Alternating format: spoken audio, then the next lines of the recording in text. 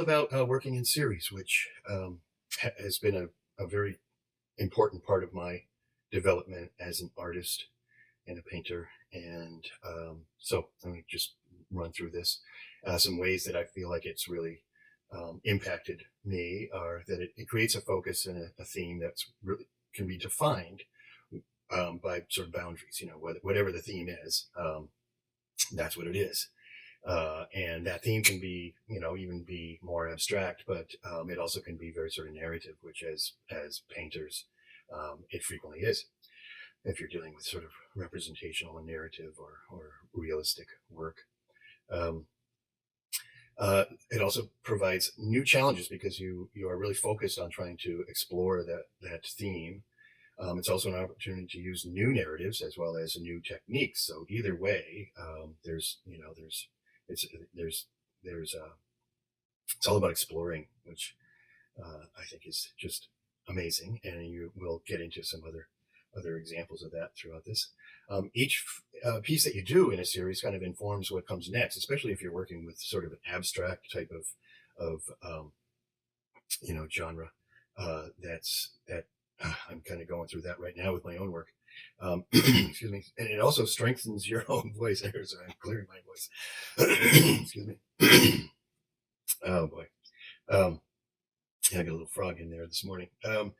It also strengthens your own voice, which is there, and it's just you strengthen an awareness of that and your own intentions, and most importantly, when you work on something like this, it strengthens, as well as any work that you do, it strengthens your own intuition about what it is that works for you, and that's a brilliant thing.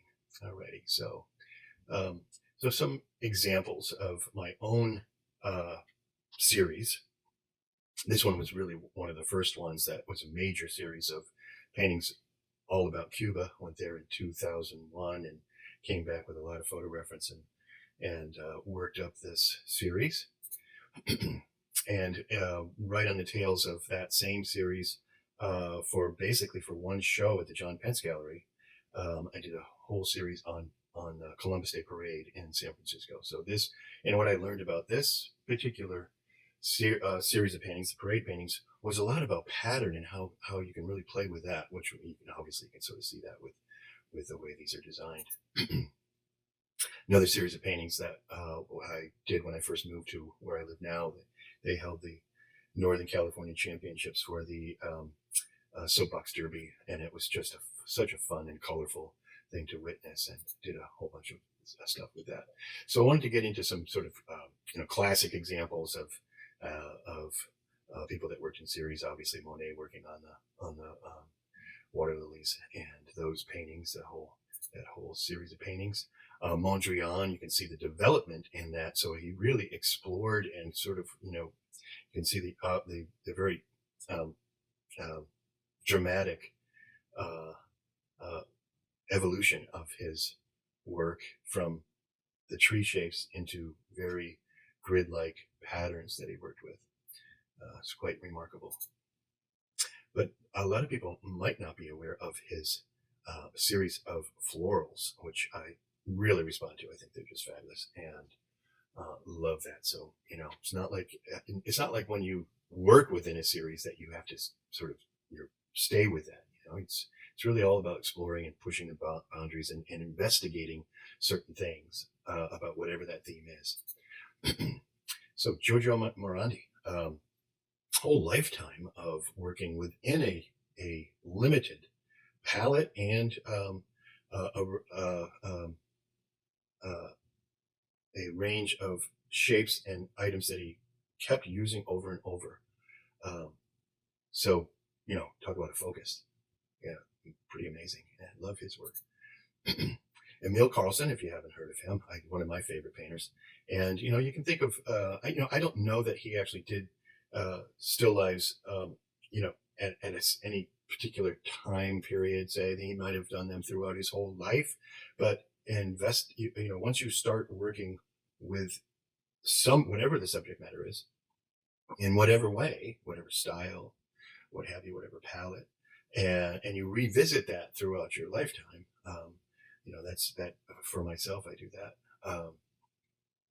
throughout. I sort of have like a biorhythm throughout the year where I work certain, in the summer, obviously I work more, plein air and so on, certain seasonal places, for instance. But this, working in series, it doesn't have to be that it starts and finishes within a certain time period. It can kind of go on. Eastman Johnson, painter from the East Coast. These are all a series of cranberry pickers out in Nantucket and Cape Cod. I grew up not too far from there, and we'd join friends and go out to their places out on the Cape or in Nantucket itself. Great series of paintings that he did on the cranberry pickers. One of my favorite painters again here, Richard Diebenkorn. I've mentioned quite a bit throughout the course, throughout the time period that I've been working with the mentorship program. And he started out the painting on the left there being a slightly earlier painting. It was working with a figure more, sort of abstract figure, Bay Area figurative painter, and then worked into some more simplified landscapes, and eventually developed these paintings of Ocean Park, or they're called the Ocean Park series, that are flat, color field. And one of the things you can see in his paintings that develops over time is this sort of pentimenti, what you're actually seeing through the paint underneath and seeing what's underneath there. So great painter. Larry Moore, one of my very best friends, very favorite people, has been doing a series called Intrusion, and inserting critters into more of a human space, sort of intruding.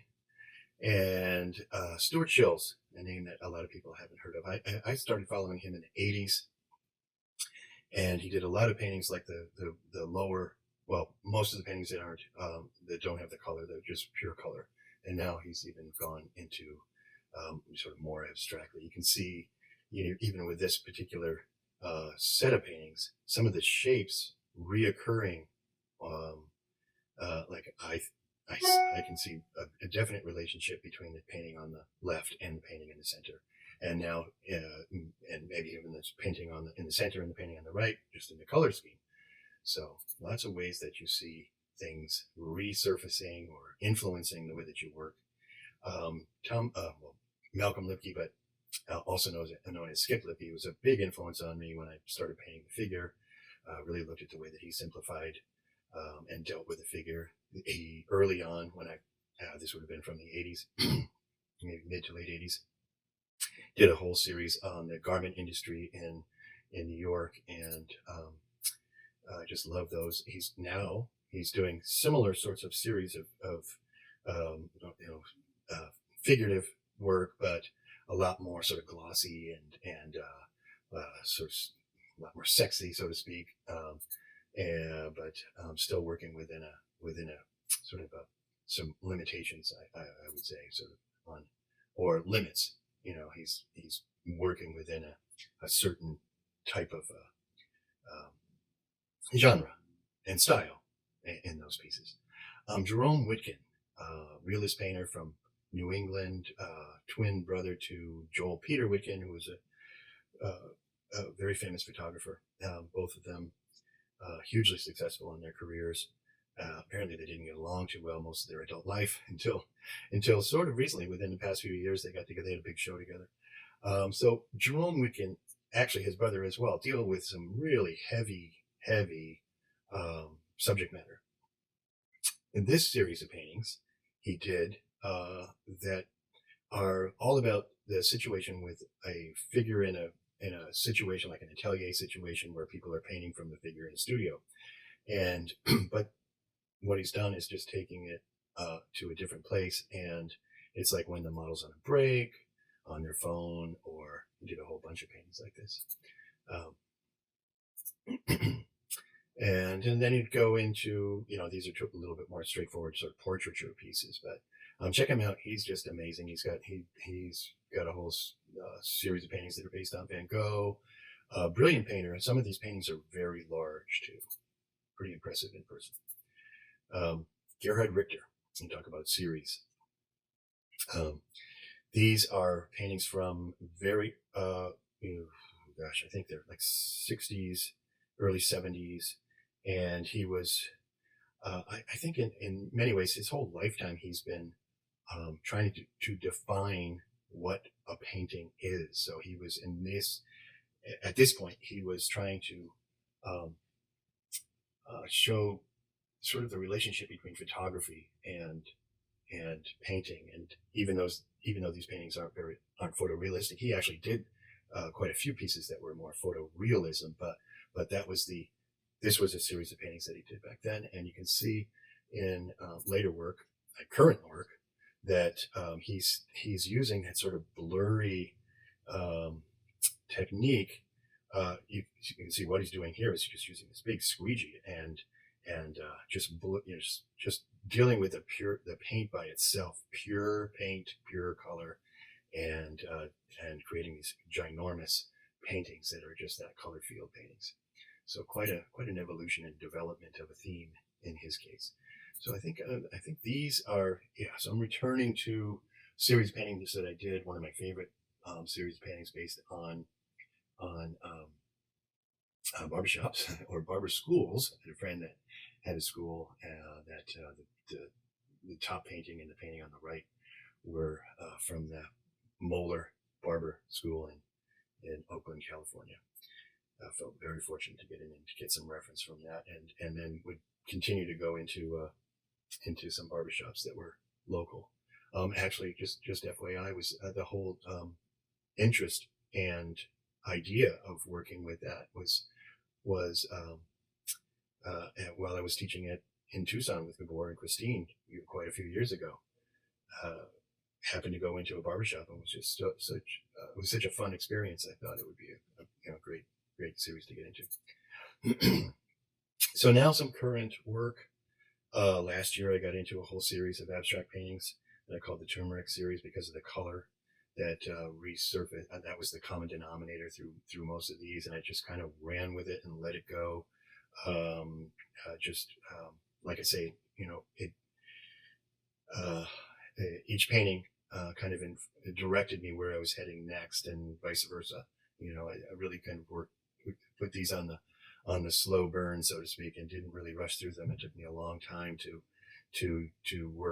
finish a piece, to a place where I thought it was done. Here's one more of that, and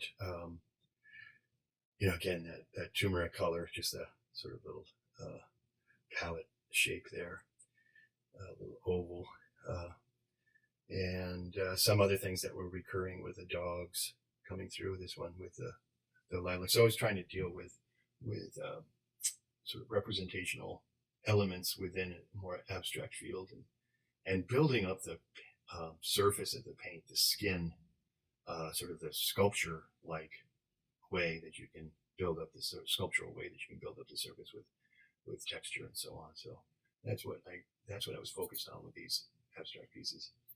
And then, like I said, sort of yearly, I come back to painting florals in the wintertime, just around the holidays. It's like a lot, but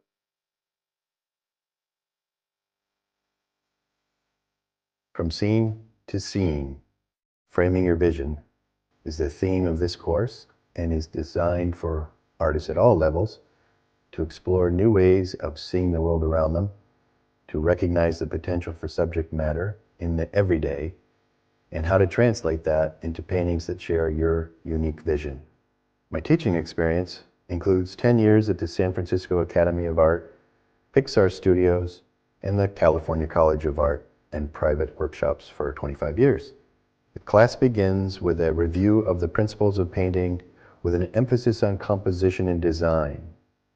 I do feel that composition is the make or break foundation of any artwork, but that it's also dependent on understanding the basic principles of value and color relationships, the use of contrast and bold shapes, of creating depth with overlap, aerial perspective, and managing edges. Learning how to simplify the complex and tips to manage the medium of oil are also covered and explained in this section in a straightforward way that the first module is a primer for the rest of the course. Gathering, analyzing, and editing reference material to explore painting options is the next part of the class. In Module 2, we'll dive into quick studies with a constant focus on the design potential, while at the same time strengthening skills in brush handling, how to simplify, edit, and critique your studies destined for larger studio paintings. The third module will focus on how to handle figurative elements in a scene. Gesture, proportion, editing, and grouping all need to be considered, but practice is ultimately the key, so this module focuses and encourages lots of that. The final part of the course, which in many ways can be seen as just the beginning, concentrates on how to develop larger studio paintings while implementing the principles put forward in the earlier modules.